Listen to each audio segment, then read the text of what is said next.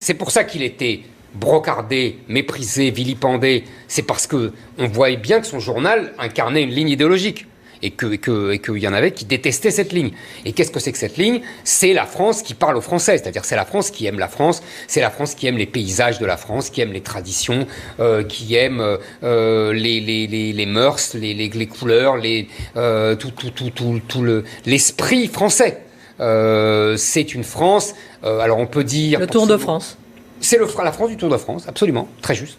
Alors, évidemment, les gens qui regardent le journal à 13h, c'est pas la France super active des métropoles. C'est pas la Startup Nation d'Emmanuel Macron.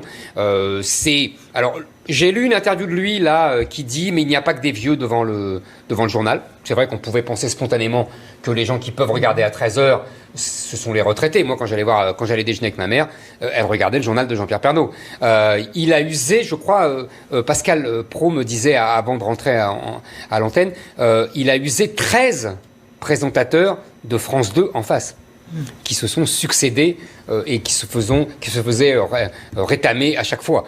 Donc c'est quand même un exploit. Et évidemment, c'est la France, pour moi, vous savez ce que c'est Pernaut? C'est la France de l'affiche de campagne de François Mitterrand en 1981, avec l'église, la force tranquille avec l'église derrière. Pour moi, c'est ça la France, c'est la France traditionnelle, c'est la France que les élites bien pensantes méprisent, c'est la France de toujours, quoi. La France des clochers, la France des ronds-points. Exactement.